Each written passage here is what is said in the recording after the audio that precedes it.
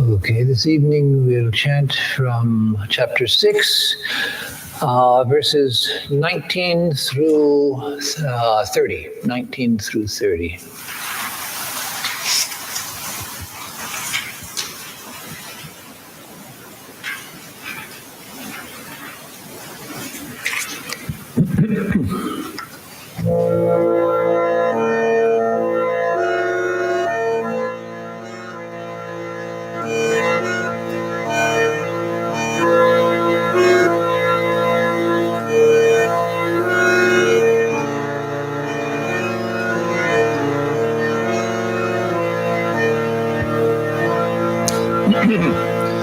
ॐ भारताय प्रतिबोधितां भगवता नारायणेन स्वयं व्यासेन ग्रथितां पुराणमुनिना मध्ये महाभारतम् अद्वैतामृतवर्षिणीं भगवतीमष्टादशाध्यायिनीम् अम्ब त्वामनुसन्दधामि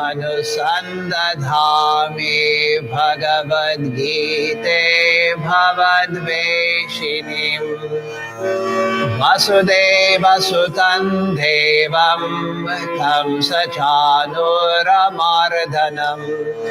देवकी परमानन्दं कृष्णं वन्दे जगद्गुरुं मूकं करोति वाचालं पङ्गुं लङ्घयते गिरिं यत्कृपातमहं वन्दे परमानन्दमाधवम् यथादिो निवातस्थो निङ्गते सोपमा स्मृता योगिनो यतचित्तस्य युञ्जतो योगमात्मनः यत्रो परमते चित्तं निरुद्धं योगसेवया यत्र चैवात्मनात्मानं पश्यन्नात्मनि तुष्यति सुखमात्यन्तिकं यत्तद् बुद्धिग्राह्यमतीन्द्रियं वेत्ति यत्र न चैवायं स्थितश्चलति तत्त्वतः यं लब्ध्वा चापरं लाभं मन्यते नाधिकं ततः यस्मिन् स्थितो न दुःखेन गुरुणापि विचाल्यते तं विद्याद्दुःखसंयोग वियोगं योगसंज्ञितं स निश्चयेन योक्तव्यो योगो निर्विण्णचेतसा सङ्कल्पप्रभवान् कामान् त्यक्त्वा सर्वान् शेषतः मनसैवेन्द्रियग्रामं विनियम्य समन्ततः शनैः शनैरुपरमेत् बुद्ध्या धृतिगृहीतया आत्मसंस्थं मनः कृत्वा न किञ्चिदपि विचरेत् यतो यतो निश्चरति मनश्चञ्चलमस्थिरम् ततस्ततो नियम्यैतद् आत्मन्येव वशं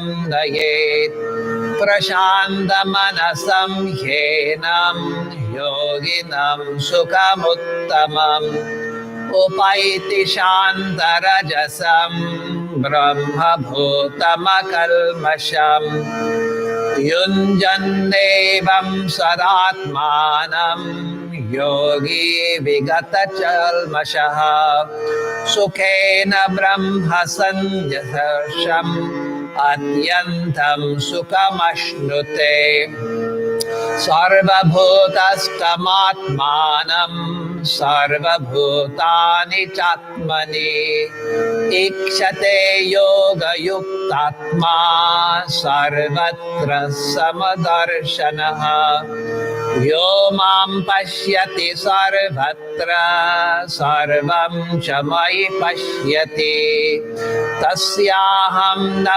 pranashyami sacha me na pranashyati.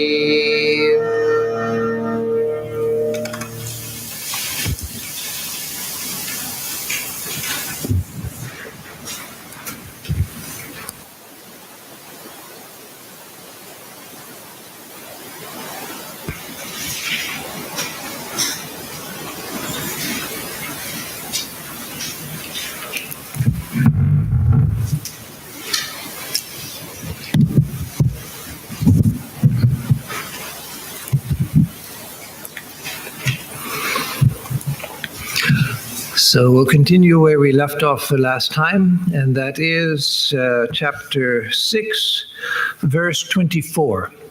Chapter 6, verse 24. We just finished that string of verses from 19 through 23, which all formed one sentence.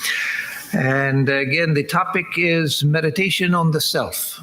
Meditation on the self, meditation in general, but the type of meditation Sri Krishna is teaching here is meditation on the self. Remember that in chapter 2, where Sri Krishna begins his teaching, he's teaching self-knowledge. And so though in the Gita he teaches all different yogas, he teaches karma yoga, a lot of karma yoga. In fact, some like Bal Gangadhar Tilak said that the main message of the Gita was karma yoga. So I wouldn't agree with that, but certainly karma yoga is one of the main themes in the Gita. So he teaches karma yoga, he teaches bhakti yoga, especially the later chapters, starting with the 9, 10, 11, 12, and forward, there's a great deal of bhakti yoga. And in this chapter, he's teaching Raja Yoga, the science of meditation, but all through the Gita, he also emphasizes self-knowledge. And that's what he begins his instruction to Arjuna with, saying that you have to learn to stand on the self, to stand on the glory of the self, the knowledge of the self. And then from that standpoint, you lose the fear of death, and you can do the work that you have to do. Without that self-knowledge, then karma yoga itself is difficult to do. Without that self-knowledge, bhakti yoga itself is difficult. So as Swami Vivekananda said, I have said it several times, and on Sunday, Swami Tadananda, our guest Swami, said it also. The Swamiji said that the old religion says that he who has no faith in God is the atheist, but the new religion says that he who has no faith in himself is the atheist. So Swami Vivekananda started with faith in oneself, faith in the divinity of one's self. And Sri Krishna started with the same. That's where he starts his instruction to Arjuna, is to stand on the glory of the self, to know that there is no birth and no death for you, to know that the contact of the senses with the sense objects which give happiness and misery, that is only temporary, that is not, that has little to do with yourself. Learn to control the self, learn to abide in the self, and then go beyond the very possibility of misery. And so in this 6th chapter, he's teaching meditation, but central to that meditation is meditation on the self. So we'll start with verse 24, where we stopped last time. Sankalpa prabhavan kamans tyaktva sarvana sheshataha manasaivendriya gramam viniyamya samantataha. So we'll start with the last half of the verse. Manasa eva indriya gramam viniyamya samantataha. Samantataha, completely and in all ways. Manasa, with the mind. Indriya gramam viniyamya, having controlled the collection of the senses.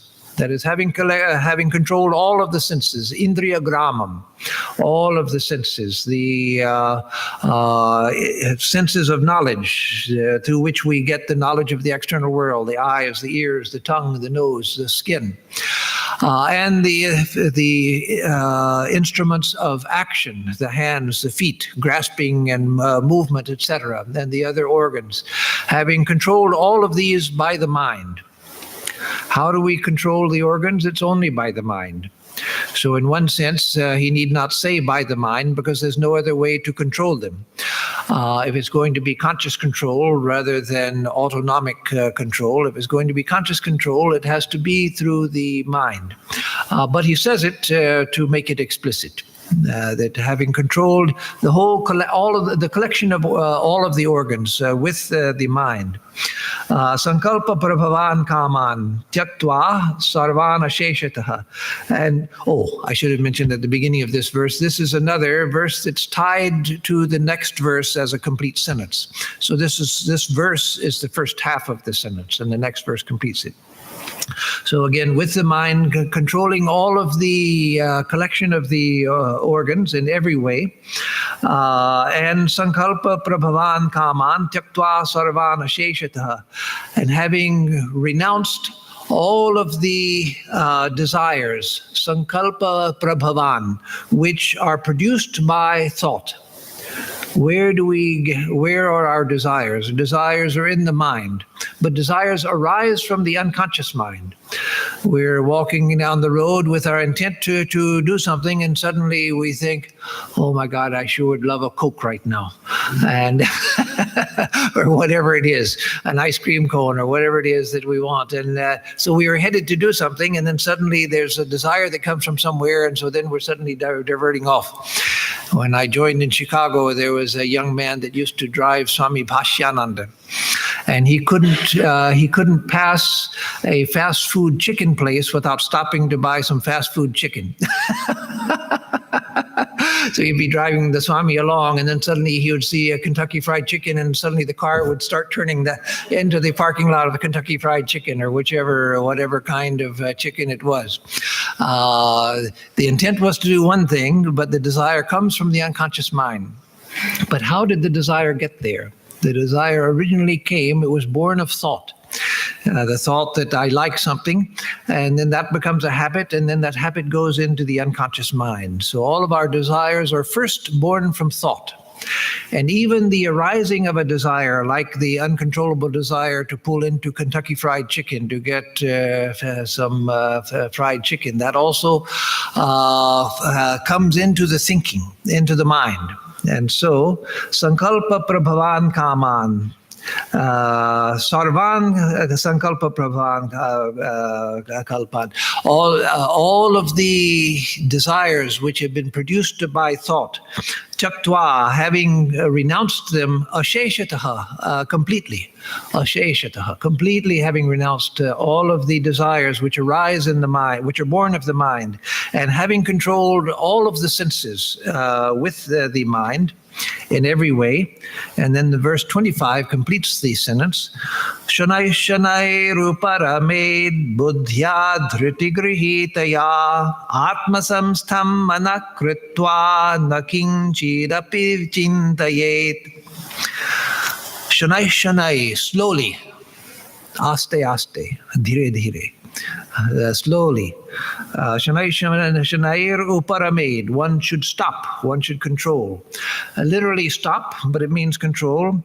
Buddhya dhriti grihitaya, with the intellect, that is the highest part of the mind. The highest part of the mind, dhriti grihitaya, which is established in perseverance, dhriti, patience, perseverance. That is, without giving way to depression. That is, when you're pursuing something and the mind gets depressed because it seems so far away, so difficult to attain, I'm not getting there, and so we give it up. But no, dhriti grihitaya, the mind which is possessed of perseverance. No, I won't give in to the sense of failure because it's taking so long, because it seems to take forever, because it seems so far away. No, I won't give it up. Dhriti grihitaya. Atmasamstam manakritva, having made the mind atmasamstam, having made the mind established in the self. Nakinchidapi chintayet. One should not, or the yogi should not think of anything.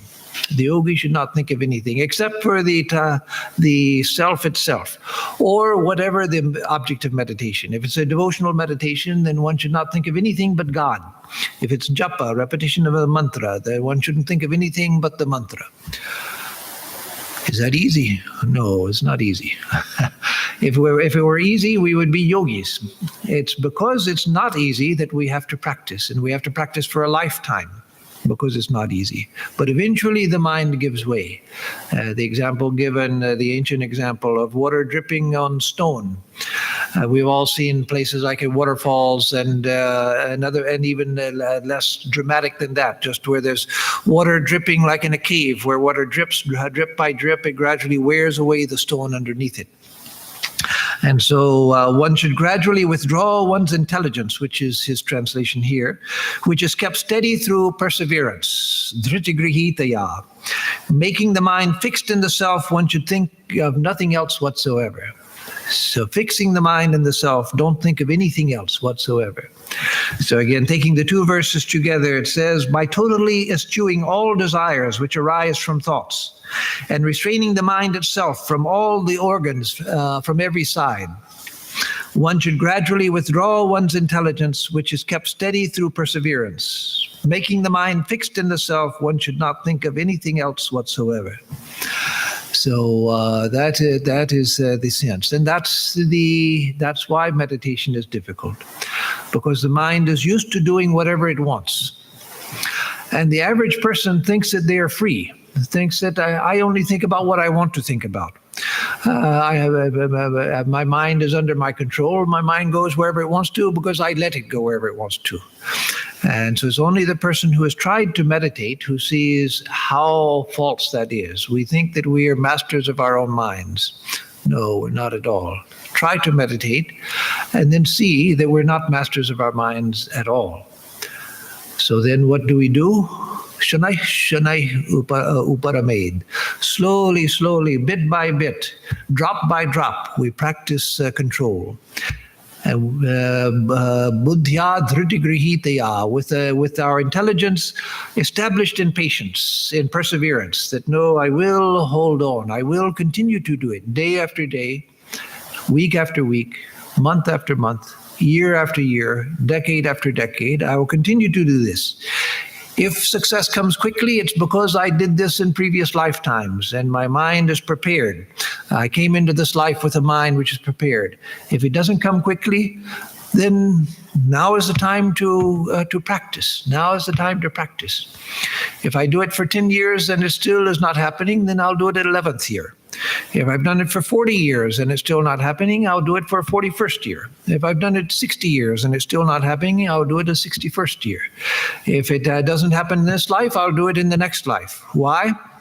Because there's no other choice. There's no other way. There's no other way. This is the only way to go forward. And so, don't start out thinking that it's going to take lifetimes. Start out thinking that, because it's true, that the veil of ignorance, spiritual ignorance, is very, very thin. There's just this thin veil between me and the ultimate truth. And so let me go on trying because it has to pierce. But then until it does, you keep going because there's no other way. Why not give up the whole thing and just have a good time? Yes, do that. Do it. But a time will come when you find, I'm not having a good time. It's not so much fun. And so then you come back to spiritual life. And then after a while you think, no, this is too hard. I'll go back to having a good time. Well, you left that to come to this because you weren't having such a good time. So eventually you find that no, there's no other way. So yes, go do the other things in life that you have to do. Enjoy your life as you can. But know that the ultimate solution to life's problems won't come until you can control the mind. So I might as well go forward with that now. So now we're like the inchworm. The inchworm, you've seen them here, and they have them in India as well. I've seen them in India too. The inchworm comes to the end of a leaf, and it wants to get to another leaf, and so it searches around looking for something to touch. It can't see, so it's looking in all directions in case it can touch something. And finally, it makes contact, and then it can let go and go to that leaf. So we're like that. We can't let go of this life and all of our desires and all of our ambitions and all of that. We can't let go of that completely until we touch something else. So what we have to do is, like the inchworm, we're still here, and we're still leading our life here on this leaf, but we begin to search. And eventually we'll find that, and then we can give this up. No, this isn't going to go until we touch the other. And so don't think that one can just live in a vacuum with no desires and no ambitions, but no attainment either. No, that doesn't happen. And so we have to do the things that we have to do in this life. If you say that, well, I'm not going to eat, I'm not going to drink, I'm not going to get up from my seat, I'm not going to do anything until I realize the truth. If you've already attained to a very high state, you can do that, because it's just a step to the ultimate state. But we can't do that. If we do that, after a while, we realize, well, no, my hunger is far stronger than my resolve. And so I've got to go get something to eat. And so go get something to eat. I've got to pay the electric bill, or they cut the electricity off, and I've got to pay the mortgage, or they kick me out of the house. So all of these things have to be done. So we have to take care of the things we have to take care of. But in the midst of that, know that I'm not I'm not coming to the solution of life's problems. I'm just doing the things that are necessary in order to continue living. And we have to do that. We have to do that. We have to pay attention to our real responsibilities. We have to pay attention to the things that are necessary to lead a normal life. But in the midst of it, go on practicing, go on seeking, because there's no other way. There's no other way. So once we come to that conviction, and that also takes time to come to that conviction, but once we come to the conviction that there's no other way, so I might as well get to it and start practicing, and then that's itself a great step. That's a very good step. So one should gradually withdraw with one's intelligence, which is kept steady through perseverance, making the mind fixed in the self, atmasam stam, manah kritva. One should not think of anything whatsoever. Na kinchidapi chintayet, na kinchidapi chintayet. One shouldn't think of anything else. So that is practice, and that also doesn't come immediately, as I said. That ability to not think of anything else. We sit for meditation and we think of everything else except for what we're supposed to be thinking of. That's why we practice. That's why we practice. If we could meditate, if we could sit and focus the mind where we want it to go and keep it there, then most of our problem would be solved. Then we would enter into the state of meditation, and then that itself would lead into samadhi, and then we'd go from lower samadhi to higher samadhi, and the problem would be solved, would be liberated. It's because it's difficult that we have to practice. So it practices and practice and practice. But eventually we should come to the point where the practice itself becomes something we look forward to. The practice itself becomes a joy. For a long time in the beginning, it's not. It's something that we just have to say, well, no, I'm going to do it because I have to do it. We don't wake up in the morning and think, oh boy, I can't wait till I brush my teeth. Oh, I just love brushing my teeth. No, but we know we have to do it. So we brush our teeth. We don't think of, well, I'll just skip brushing my teeth today. No, we feel miserable if we do that. So we know that I'm going to brush my teeth, even though it's not the high point of my day. And so with meditation, for a long time, it's not something that, oh boy, I can't wait till I sit for meditation and just go into bliss and forget everything and I feel so free. No, We go to meditate and try to fix the mind runs away. We bring it back, the mind runs away. We bring it back, the mind runs away. And that's what it is. So it's nothing extraordinarily blissful and something where we can think that, oh, today my meditation was just wonderful. No, eventually that will come, but we have to just buddhya, dhriti grihitaya, with our intelligence fixed in perseverance. So just go forward, go forward.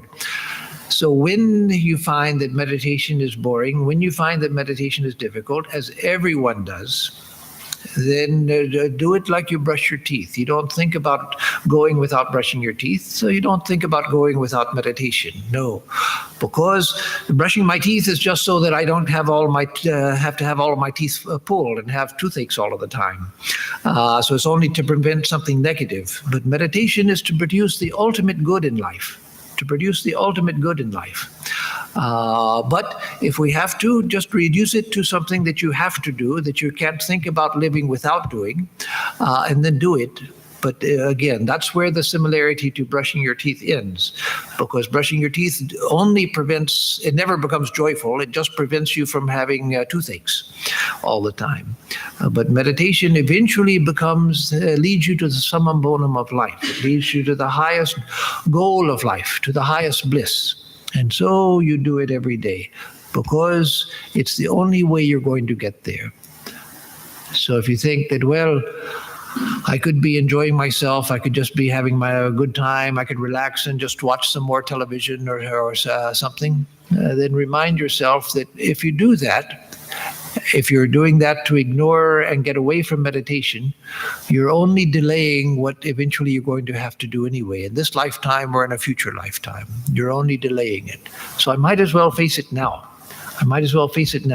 And someday it's going to be the joy of my life.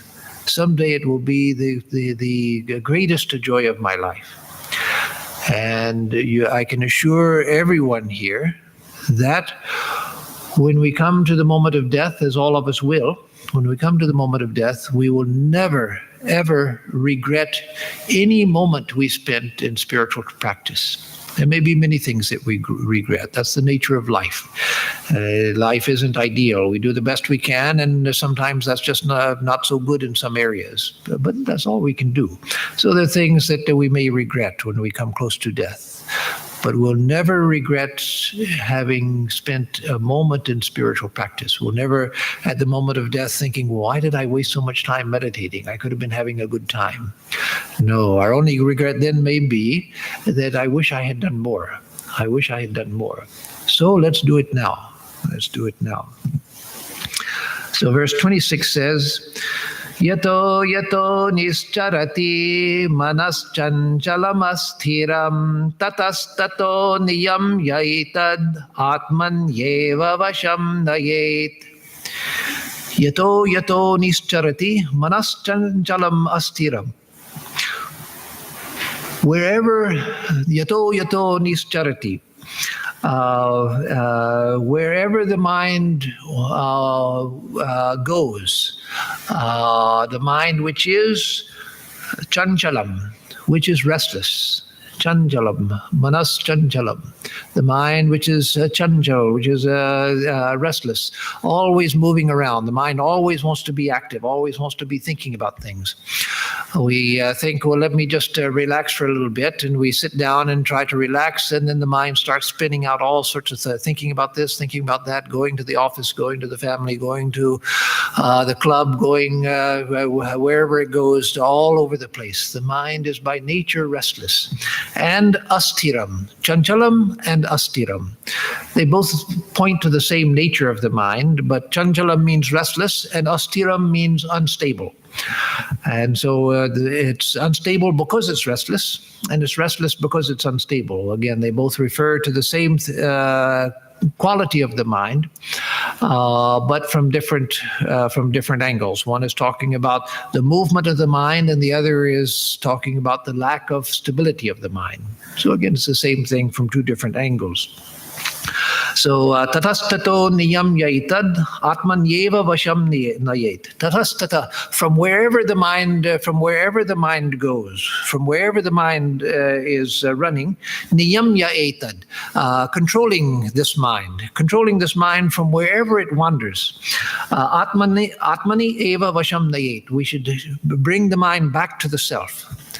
So from wherever the mind wanders, this mind which is restless and unsteady, we should collect it from wherever it has gone and establish it back in the self.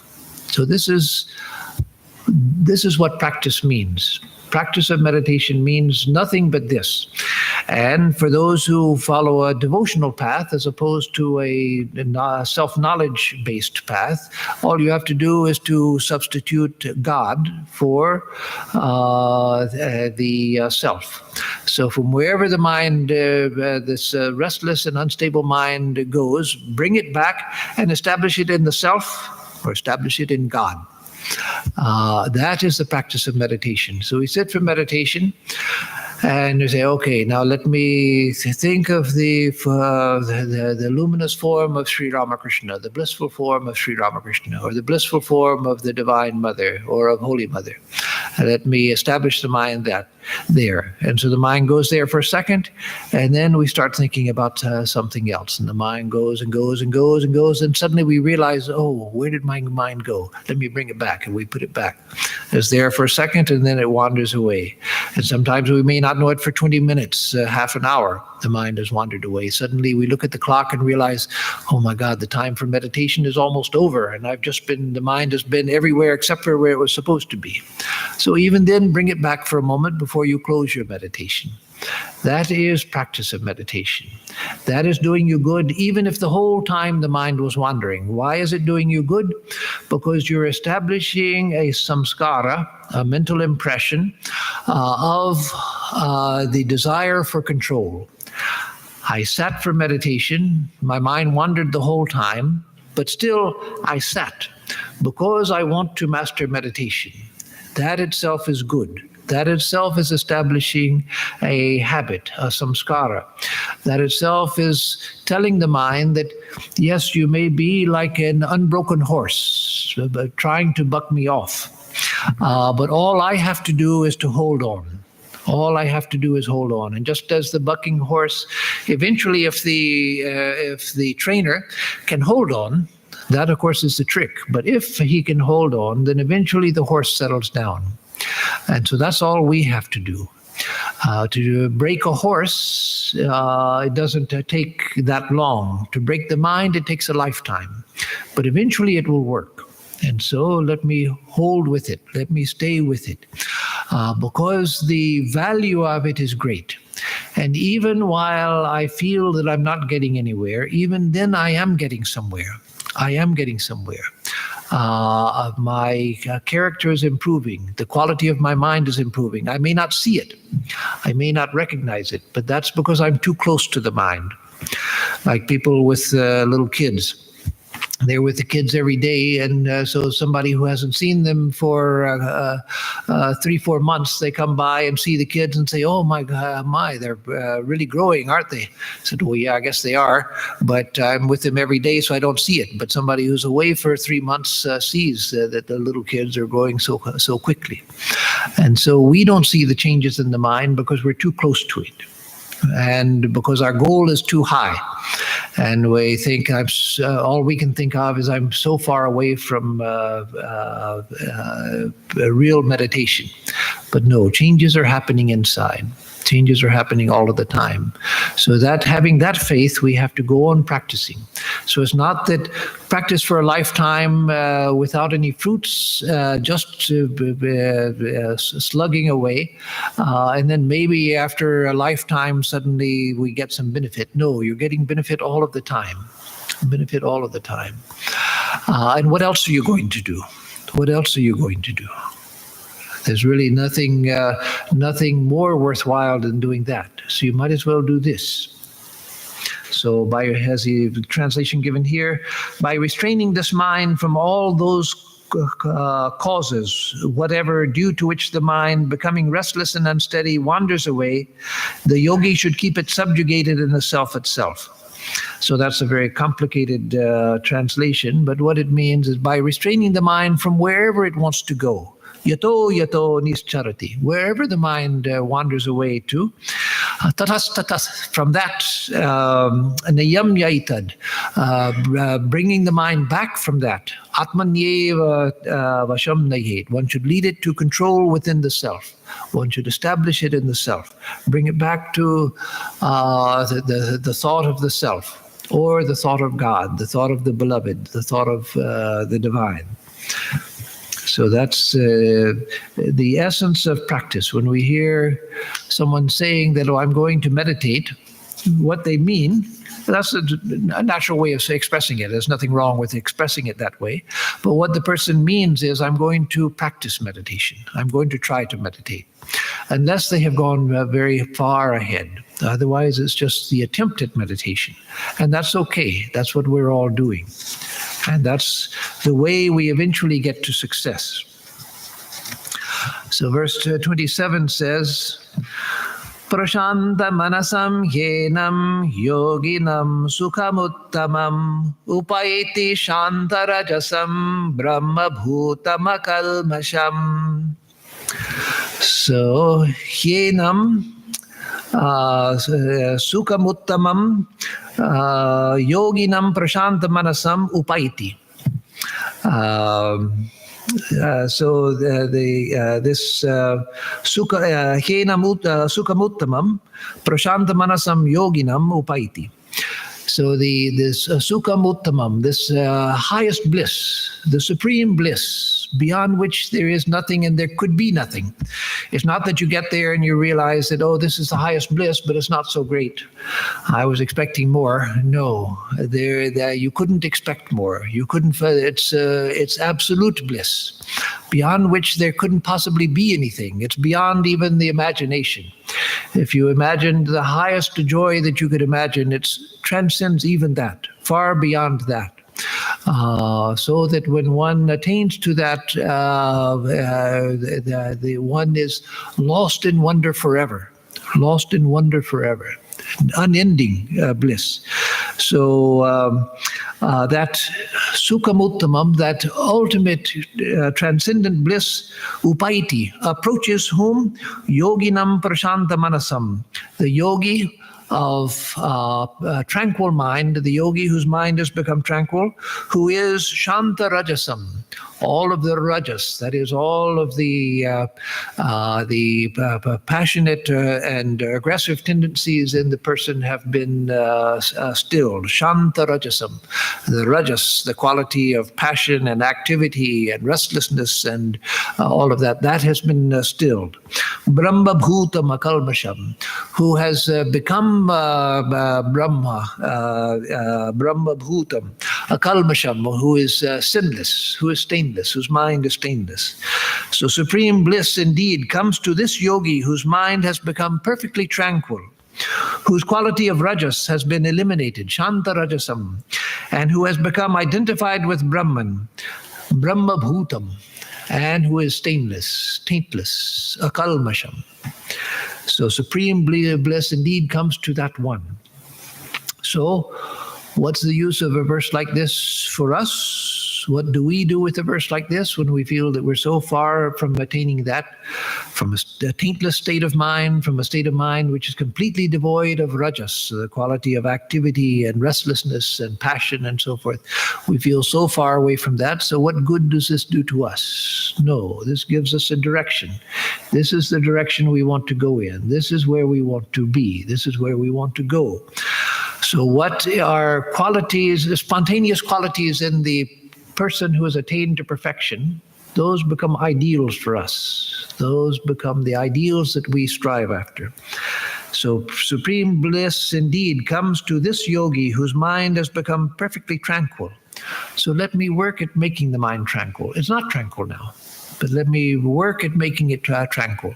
And gradually, by working with the mind, I begin to find, over years of practice, I begin to find the things that keep making the mind stirred up.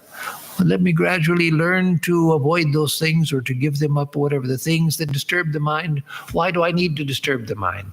I don't need to. Getting into useless arguments with people. Sometimes we can't avoid an argument. Yes, sometimes that's unavoidable. But many of our arguments are completely unnecessary. We just got into it because we couldn't leave it alone. We couldn't just let well enough alone. When the mind has become perfectly tranquil, when rajas has been eliminated, that is the quality of passion and restless activity and so forth. So let me begin to calm myself down, who has become identified with Brahman. Yes, right now I think that I'm Swami Atmarupananda. I live on Nandita Drive. I do such and such. I was born in such and such a place. No, that's all foolishness. Let me realize that my identity is Brahman. Let me think of myself in those terms, so that eventually, not now, not right away, but eventually, if I've thought about that enough, then when somebody asks, "Oh, who are you?" I have to think about it for a minute. To think, oh, they're asking me in such and such terms, so I have to reply in the terms that they're expecting. But that's not what I think about myself. When someone asks me, "Oh, what do you do?" You meet somebody out somewhere who knows nothing about you. You're meeting him the first time. I say, "Oh, what do you do, sir?" You have to think for a minute. What do I do? Because the sense is I don't do anything. My mind goes towards Brahman. I am Brahman itself. I don't do anything. This body and mind, they work, but I don't do anything. So you have to stop for a minute and think and give an answer appropriate to the situation, but it's not the way that you normally think. So Brahma Bhutam, who has become identified with Brahman, and who is akalmasham, who is taintless. Yes, that takes time. That's not where we are. That's okay. We have to learn to accept ourselves as we are. To be self-accepting and not to feel guilty for things, not to, to recognize that there's some things that are beneath my dignity. I do them sometimes, but no, let me learn not to do them. But as long as I can't get out of them, there's no sense in wasting time and feeling guilty about it. Let me spend that time trying to push the mind upward. Let me not just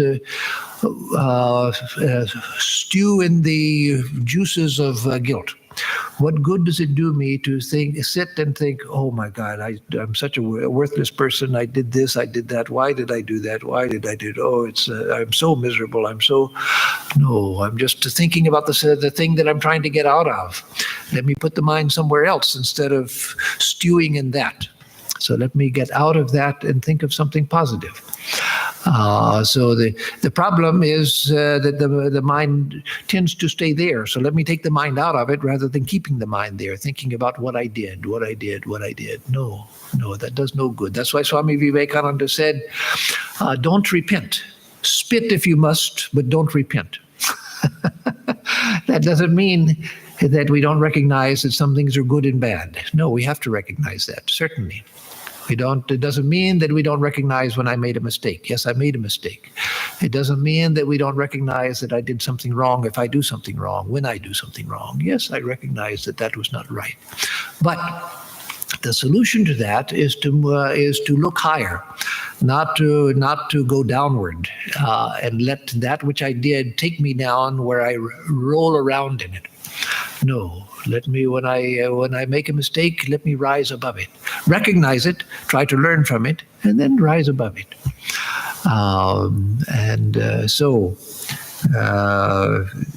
Again, all of these qualities become the meditations for the aspirant. Supreme bliss indeed comes to this yogi whose mind has become perfectly tranquil, whose quality of rajas has been eliminated, and who has become identified with Brahman and is taintless.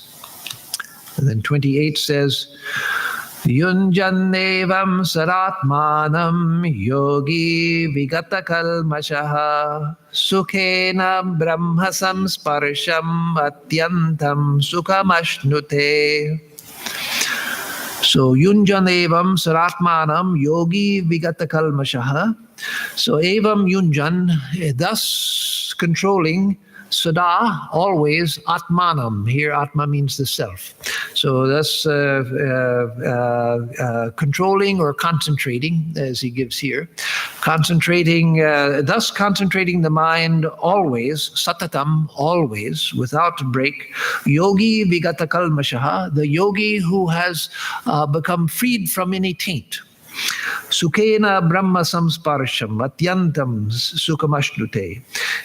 Such a yogi easily, Sukhena, he easily attains, Ashnute, he attains the Atyantam Sukham, the transcendental happiness, transcendental bliss, the bliss beyond which there's no possibility of anything higher, which is unimaginably high, which is infinite. You can't go beyond infinity because then it's not infinity. If you go beyond infinity, then what you thought was infinite is not infinite because there's something beyond it.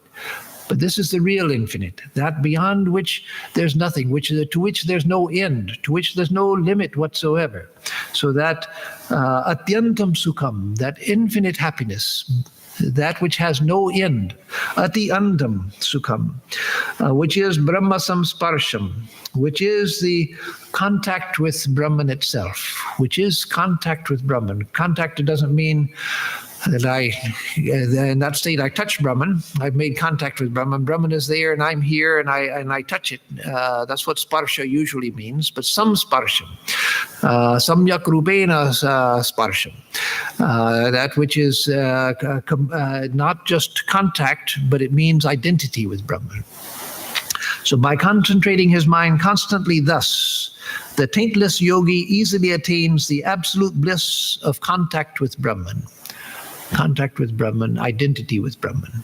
So easily attains. So yes, the hard work is before us now, but eventually that becomes easy. Eventually it becomes easy. So we have to put in the work now. And why should we put in the work? Well, as I explained before, because there's no other way.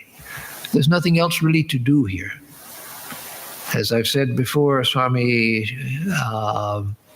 Satprakashananda, people used to ask him, Maharaj, what happens after Nirvikalpa Samadhi?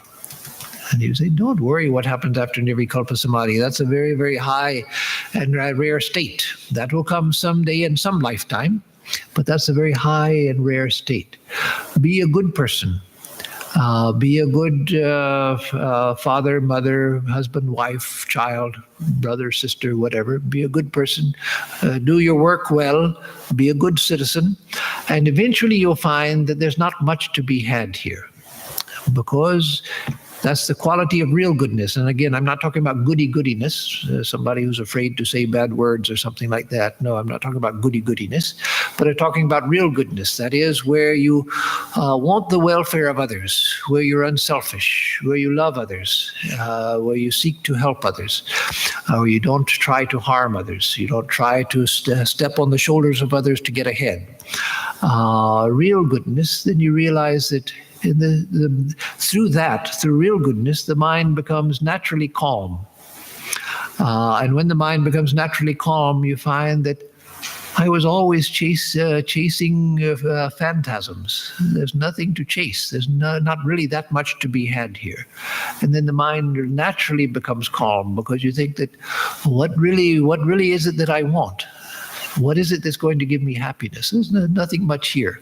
Yes, I'll do the things that I have to do. I'll enjoy, to the extent that they can be enjoyed, the things and experiences that I have in my life. That's fine, no harm in that. But I don't expect the things that I used to expect from them. That's the problem. We normally expect that in the little things of life that they're going to solve my problems. They're going to give me fulfillment.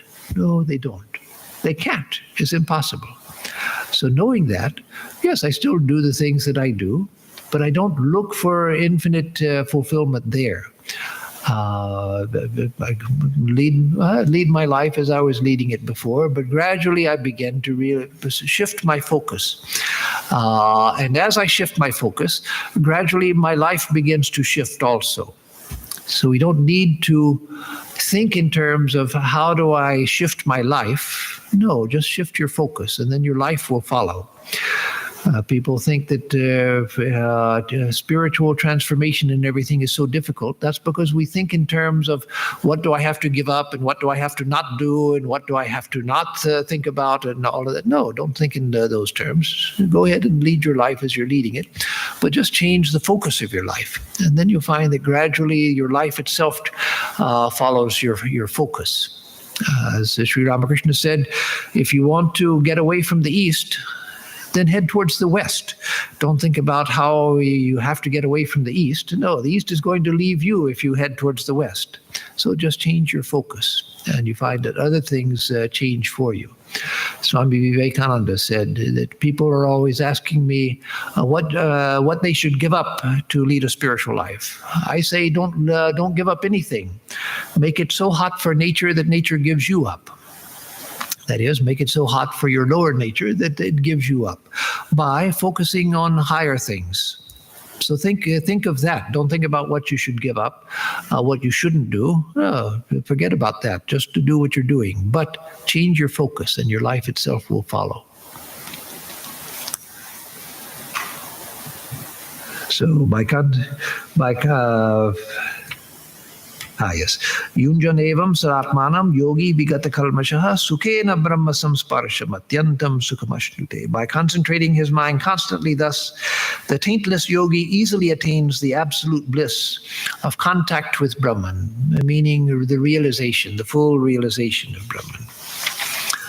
So now let's see. I think the next one is tied to verse 30. No, we'll do one more. And then verse...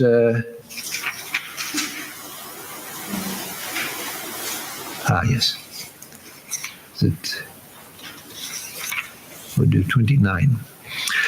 Sarvabhutastamatmanam sarvabhutani chatmani ikshate yoga yuktatma sarvatra samadarshanaha. So the next, this and the next, and the next three verses, they're all connected in idea. And not as one sentence, but just an idea. So sarvabhutastamatmanam sarvabhutani chatmani ikshate yoga yuktatma sarvatra samadarshanaha. So the yoga yuktatma, the person whose mind is concentrated on yoga, who is sarvatra samadarshanaha, who sees the same reality everywhere, who sees equality everywhere. Equality means what? Sees the same God everywhere, sees God in everything, sees the same God in all beings. He doesn't see people in terms of, oh, this is a high person and that's a low person. Oh, I like to keep the company of rich people. I don't like poor people. This is a good man. That's a bad man. No, they see the same God everywhere in everyone. Sarvatra samaradadarshanaha, seeing the same equality, seeing equally everywhere. Yoga yuktatma, whose mind, atma, is yoga yukta, who is joined with yoga, whose mind is concentrated in yoga. Such a person, ikshate, sees. Such a person sees what? Sarvabhutastamatmanam, sees the self in all beings, sees themselves in all beings, or sees the self, the infinite self, the real self, sees the self in all beings, and cha sarvabhutani atmani, and sees all beings in the self. In himself, but again, in the self, because it's not his small egoistic self, the ego-bound self, but in the true self. So such a person who is sarvatra samadarshina, who has attained to equality of vision, who sees all beings as the same because he sees the same divinity in all, and who has become yoga yuktatma, who has become one whose mind is controlled through yoga. Such a person, ikshate, such a person sees sarvabhutastamatmanam, the self established in all beings. See that the same self sees it in all beings. When you see anyone or anything, sees the same self shining there. And sarvabhutani atmani, and sees all beings within the self. When looking out at the world, they see the whole world within the self, which means within themselves, but not within the ego self, not within me, Swami Atmarupananda. No, but they see this whole universe within the self, within themselves, but the self has become the big self. The self has become the big self. Everything is seen within the self, and the self is seen within everything. So it's a paradox, but it's a paradox which is a truth. That is, that when we look at anything, we see the self within that thing. And when we look at everything, we see everything within the self. So the self within everything, within every detail, within every particular, we see the self within that. And when we look at the whole, we see the whole within the self. So the self within all and the all within the self. So that is the state to be attained. And in the next couple of verses, that idea will be continued. So we'll continue with that next time. So let me see now if there are any questions on what we've gone over tonight. And if not, I'll deal with some internet questions on the Gita. But those are from long back. So first, anything on tonight? No questions tonight. Okay, well then let me go to these, because these are old questions which I didn't notice for a long time. And these go back to chapter 2. And so it says, verse 222, chapter 2, verse 22 says, the embodied soul casts off worn out bodies and enters into others which are new. And the question is, I take it that it is referring to the internal instruments, that is the antakarana, the mind, etc., and not the Atman, because the Atman never takes up any body. So yes, when Sri Krishna says that the self casts off the body like a worn-out garment at the time of death, and then takes on a new body. Sri Krishna is speaking in relative terms, because the true Atman, the infinite self, it is never incarnated, it never is born, it never dies, it never moves from body to body. But what he's talking about is the jiva, that is the individual. The individual is not ultimately found to be real. The individual is provisionally real. I, Swami Atmarupananda, I experience myself in a body and mind. I have a personal identity. I have memories from my life, which are different from your memories of your life. And I see myself as separate from you. I have the content of my mind. You have the content of your mind. I have my memories. You have your memories. I was born in such and such a place. You were born in another place. I'm going to die at such and such a moment, which will be different from the moment when and place and circumstances when you die. And so I see myself as a jiva, which just means an individual being. But it's the jiva that goes from life to life. And so what is the jiva? The jiva is the mind in all of its levels, the different levels of mind according to Vedanta, and the reflected consciousness of the Atman. So the illustration is used of a bucket of water and the sun reflected in the bucket of water. So you have a full reflection of the sun, but it's not the sun, it's the reflected light. And it's that light which makes the bucket full of light. The reflected light on the bucket of water, and it illumines the contents of the bucket, the water inside. And so the Atman is the sun. It's not affected by the bucket. But the bucket is the reflection in the bucket is dependent on the sun. And so the jiva is the reflected consciousness, the reflection of the infinite Atman in the mind, and all of the memories and all of that, which makes me an individual person. And so when this body dies, this mind and the reflected consciousness and all of my memories, all of my past experiences, all of that which is stored in my memories, that will go to another body. And so no, the Atman is beyond all of that. And question 2, in verse 227 of the Gita, Krishna tells Arjuna that even from a materialistic point of view, the one who is dead is certainly going to be born again. Now, if the Atman is denied, one loses one's identity. Tom may die in 1920 as Tom, but when Tom is reborn in 1930, there is no way to know that the present Tom was the Tom before. My take, the questioner says, is that here Krishna is talking about indestructibility of matter as in physics. He meant that the subatomic particles of the body of Tom, when he died in 1920, would be found in a blade of grass or in Marilyn Monroe's eyeball or whatever, because matter is never destroyed. Well, no, that's not exactly what he's talking about. Yes, the indestructibility of matter, as in physics, the conservation of matter, the conservation of energy is there.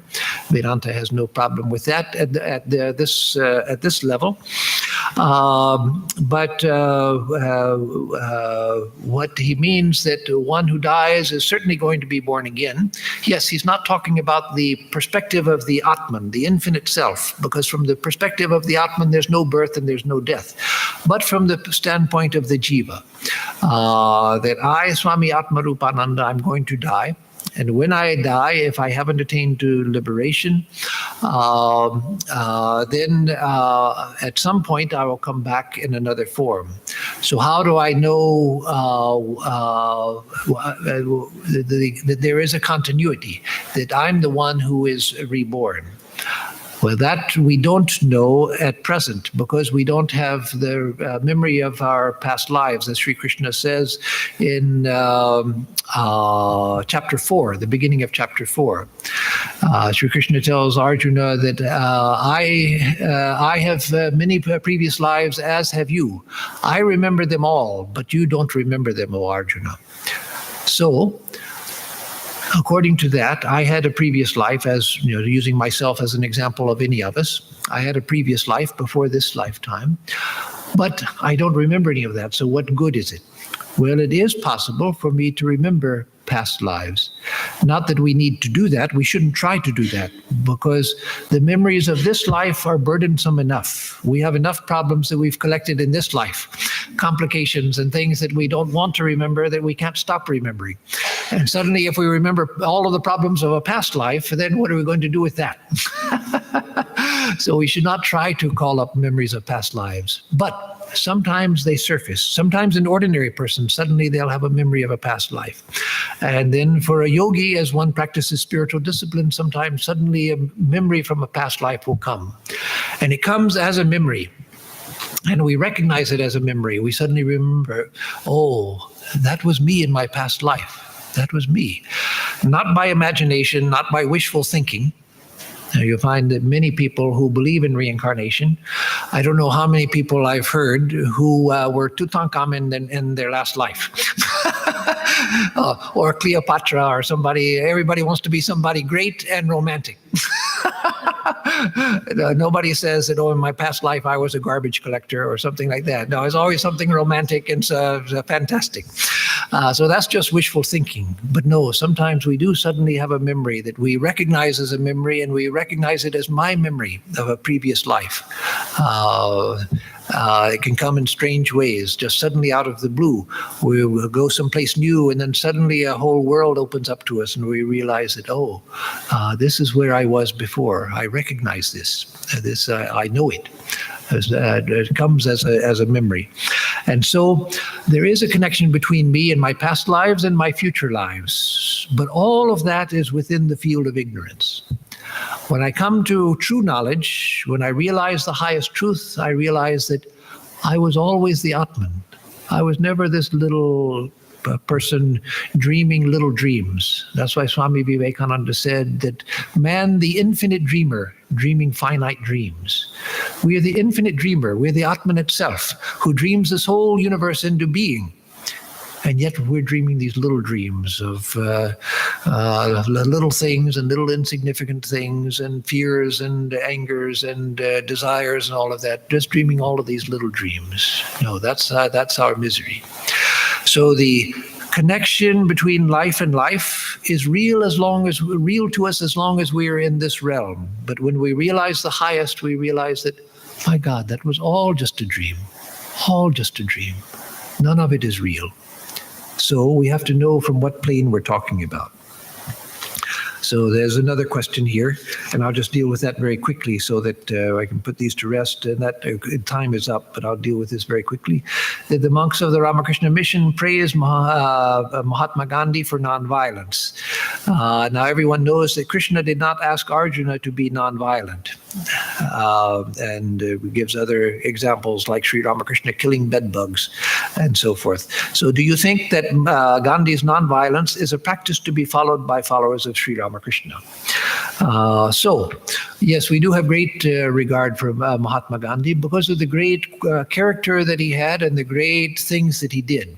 That doesn't mean that the Ramakrishna Mission takes a particular view of Gandhi. There are many of our monks who don't agree with some of his politics or don't agree with some of the things that the way some of the decisions he made. That's like everything. As Holy Mother said about Sri Ramakrishna, I should say, put it this way. Golap Ma once came to Holy Mother and said, "Mother, why is it that you who are so humble and so adaptable and everything, but sometimes you show very strong will and you even resist Sri Ramakrishna and what he wanted?" And Mother said, "Is it possible for one to agree with another in all things, Golap?" So no, nobody agrees with everything. So that doesn't mean Mahatma Gandhi is bad because some Swamis of the Ramakrishna Mission may not agree with everything he did. No, they don't agree with everything anybody did, including themselves. So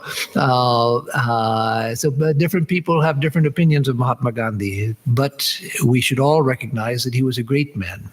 Who did what he was convinced was right, and because of that, he developed great power, the great power of conviction, the power of truth, and so forth. And so that we can all admire, even if some may not agree with some of his policies and all of that. And then lastly, on the question of nonviolence, no, in the Ramakrishna Mission, we don't have policies that everybody is supposed to believe in this, that everybody should follow nonviolence as Mahatma Gandhi taught it. No. Some people do, some people don't. Nonviolence is a great virtue. Ahimsa paramo dharma. Paramam dharma. That ahimsa is the highest dharma, it says in the scriptures. But as Swami Vivekananda says, that can be practiced at the highest, fullest extent only at a very high level. Only at a very high level. In our ordinary life, we find that we can't do that. And if we do it, then we become extremists. Like some of the extreme Jainas. The Jaina tradition is a great tradition, but Hinduism doesn't agree with the extremities the extremes that Jainism goes to, of sweeping the sidewalk in order to get rid of bugs before you walk, putting a mask on your face so that you don't breathe in an insect and kill it by mistake and so forth. No, it makes ordinary life impossible. What else happens if you try to follow that? Then you find that the half of the food things you can't eat, including vegetables. You can only eat things that have one large seed because you're only killing one thing, whereas you can't eat eggplants and tomatoes because they have so many seeds, and you're killing so many plants by eating. Yes, yeah, you're not supposed to eat tomatoes and eggplants according to that school because they have too many seeds. You're killing too many potential lives. So you have to eat avocados and things like that. But you can't dig anything from the ground because you might kill a worm. And you can't practice agriculture because you might kill things by practicing agriculture. So suddenly your life becomes so restricted you can't live. How are you going to live? So no, we don't agree with that type of extreme nonviolence. That yes, in an ordinary way, don't intentionally cause harm to others. Be good to others, be gentle, be respectful towards all, but don't go to extremes. This is not a life where we can practice extremes, because life itself is a life of balance, a life of the middle path, as the Buddha taught and as Vedanta teaches as well. So we have to find a livable life. We have to lead a livable life. So with that, I'll close. Let me give a closing chant and then announcements.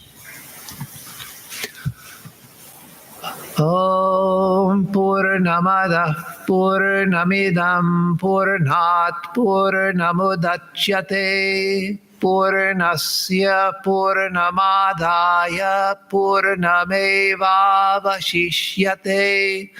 Om Shanti Shanti Shanti Harihi Om Tat Sat. That infinite reality is full, perfect, and complete.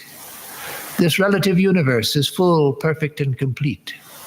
From out of the fullness of that infinite being, the fullness of this universe has come.